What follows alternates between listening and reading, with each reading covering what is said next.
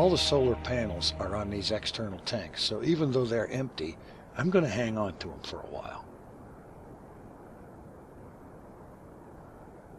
Because the last thing I need is to be finding myself out of electric charge, even though the ship has got lots of it. Alright, let's pitch to the horizon and stretch this into an orbit. There we go.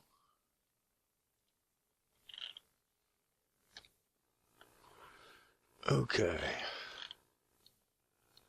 I should probably ditch some of that tank mass, but I'm going to keep 2 of them, just simply because solar panels. So we'll decouple that one, and I'll decouple this one. And then just a bit of thrust to move away from them.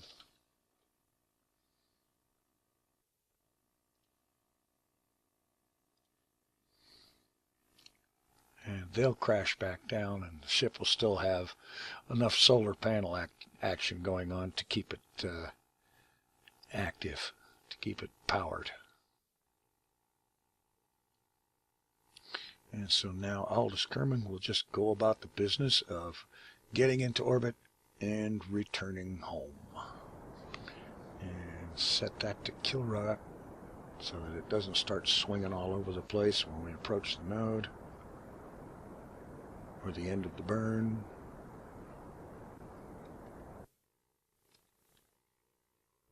Oh, I hate that camera angle change. Okay, good orbit.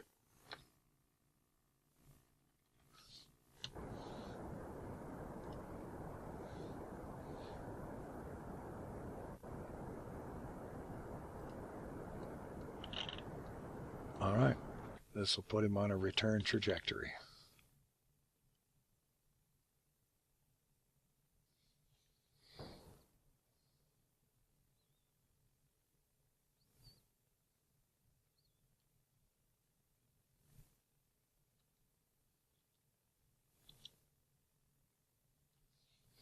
Okay, close enough. Okay, life support situation, 303 days with a day and 5 hours of electricity. So it's a good thing I kept some solar panels.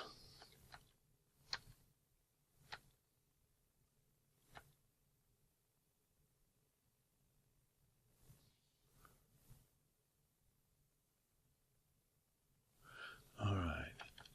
Now, this is a good time, at least as good a time as any, for our boy Aldous here to go EVA and extract the science from the science bay and the goo containers. And so let's go with time control. 1/4 X really should be reasonable enough. All right. Let go. Lights are on. Activate suit jets.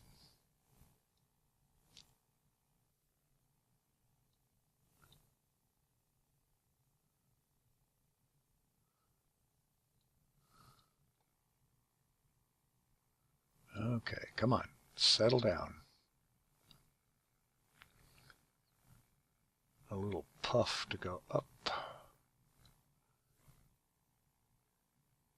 Now, an EVA going this slow, I don't think I'm going to mind this nearly so much.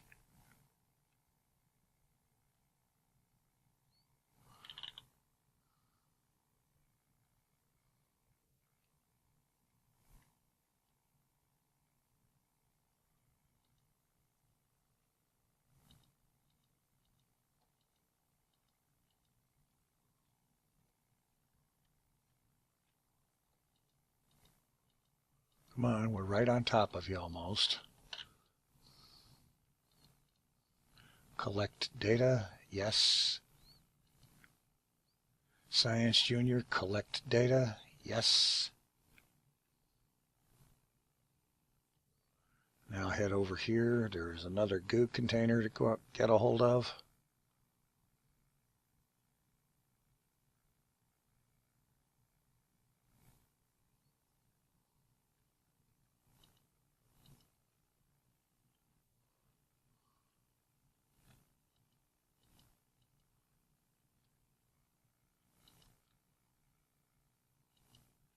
Collecting data from that. S. Okay. That's it. Time to get back in the capsule.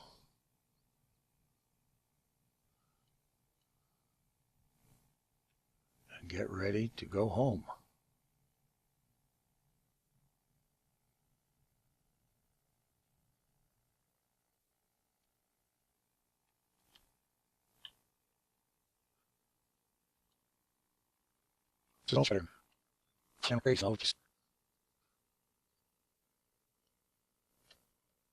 All right.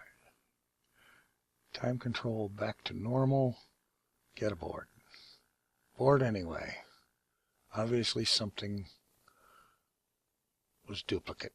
Apparently a few things were duplicated. But that's okay. We got everything out of the science instruments.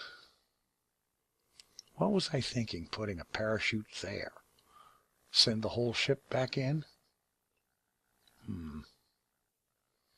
Somehow I don't think it would survive. All right.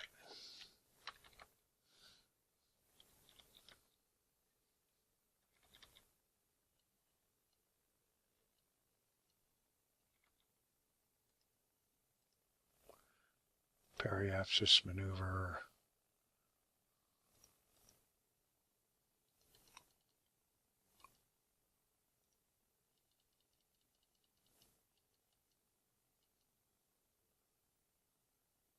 Delta V, we've got 520. That's not going to work. Okay. We'll put one up here at apoapsis.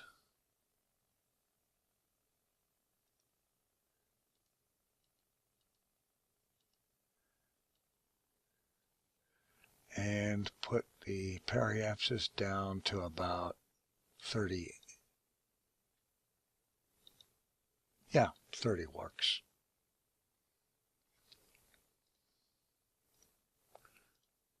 Okay, we have an alarm.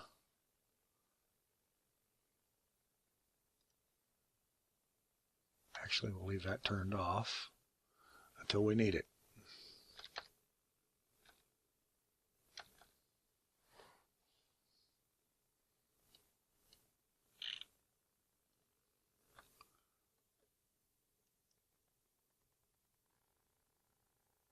Oh, but of course, yes. Periapsis is 60 kilometers. Well, that's lowering the apoapsis. And if we're going to be in there, let's at least assume a retrograde attitude.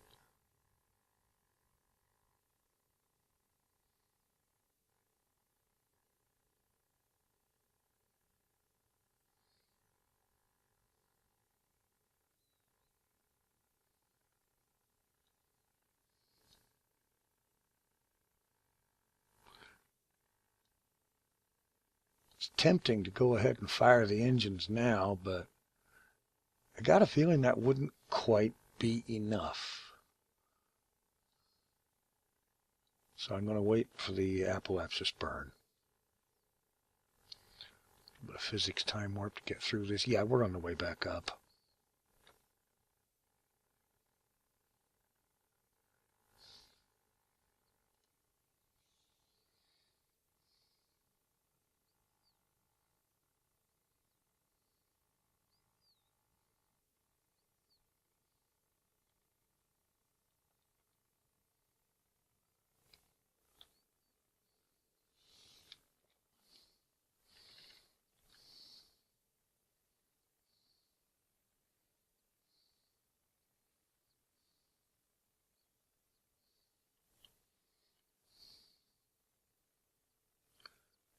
let's stop this. Let's cancel that burn and compute a new one. Because the apoapsis has changed.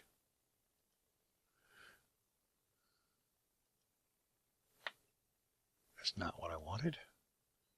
Get you up here. 520 meters per second available. Shouldn't need that much.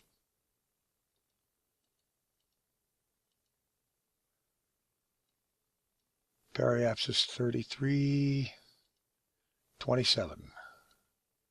All right. Should make for a nice shallow re-entry.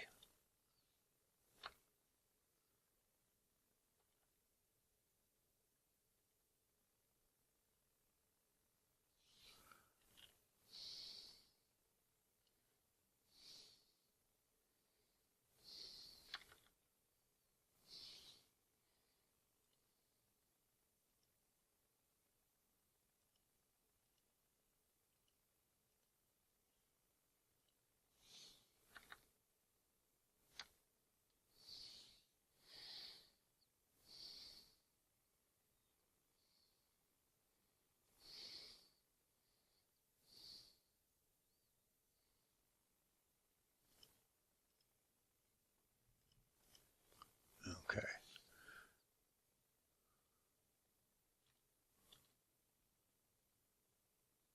Real quick burn.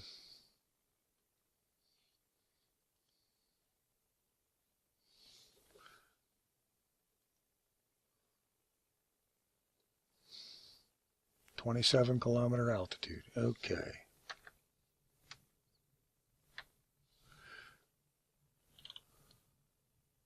And now it's just a matter of ride down until re-entry time.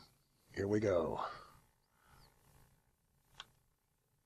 And Smart ASS, assume retrograde.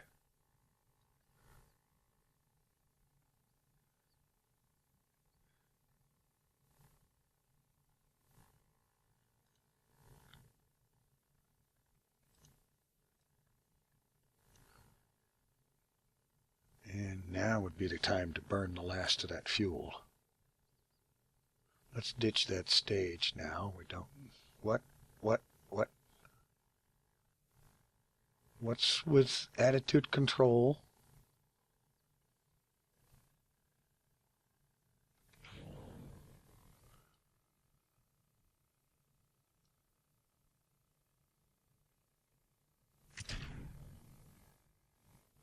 All right. Obviously, re-entry is a thing. Aldous Kerman looks nervous. I would too.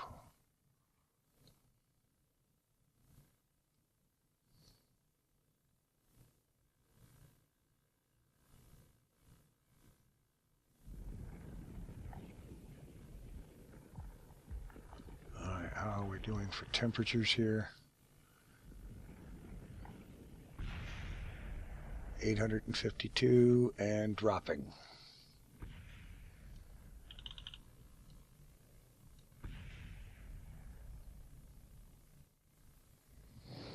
Okay.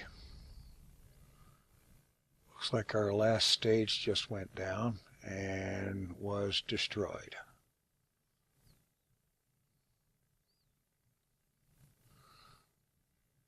Well, that's okay. We're only concerned about Aldous here and the capsule.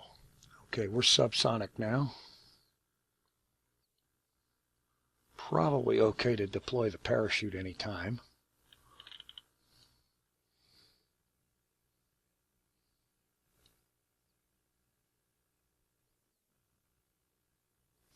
Smart ASS off.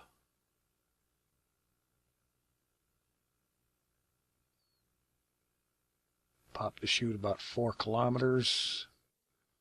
Or maybe I can make him sweat and wait till 2. What do you think? Wait till 2 kilometers and make him sweat?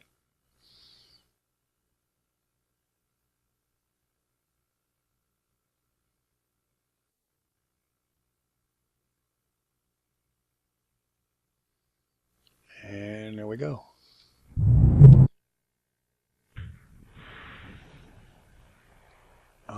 right, we have a returnee. So let's see what we get out of this flight. Okay, and 207 science for this mission for a total of 373. All right. Parts and so on, 899 funds. Between contracts completed on this mission, funds refunded from the recovered parts of the flight, and contract advances for other contracts, we have 1,043 funds. Not bad. All right, time to go into R&D. Okay, let's see. Advanced construction. Oh yes, definitely. Aerodynamics.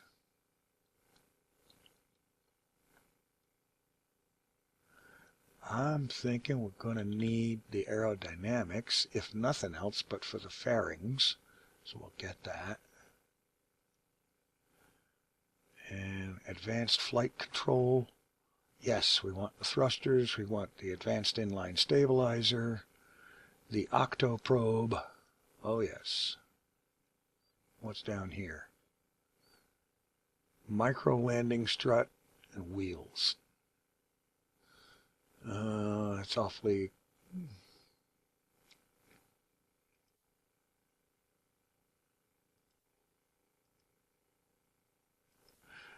All right. I'll get it just for completion's sake. And now I'm going to go through here. There's some things that haven't been bought. I'm going to buy them. So, after messing around with this for quite a while, I decided that since I had enough funds, I just went through here and I unlocked, well, everything that had been unlocked, I did the entry purchase for everything here, so that I've got all these parts available now. And then I went to doing some designing, because the keythane scanning that we did on the moon is all well and good, but we need a ship to take advantage of that. And for that, I spent some time in research and development on a test save building this design. Here we are. This is the K2. This 450 part monstrosity that weighs in at 401.7 tons at launch is the keythane / science vehicle.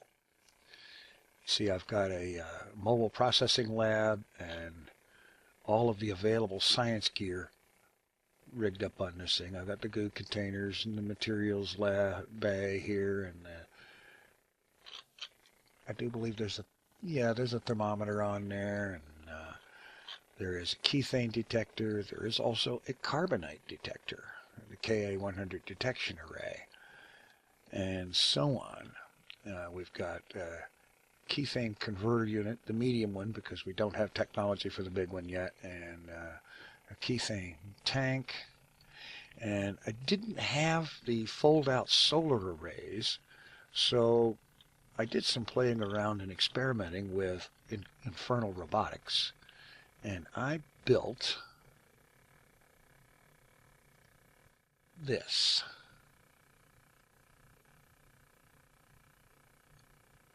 It's covered with OX-stat photo panels and a simple Infernal Robotics powered hinge.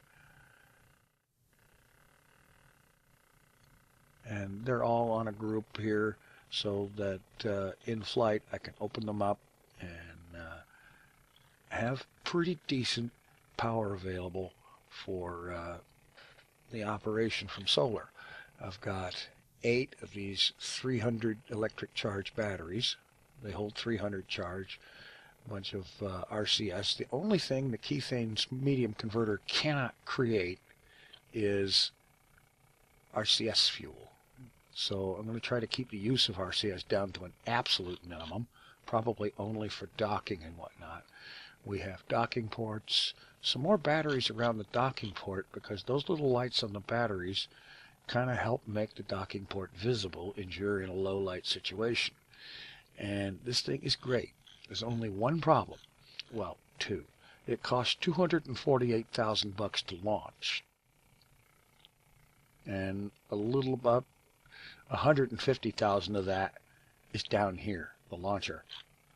So I figure I'll get that back. I've got parachutes on everything.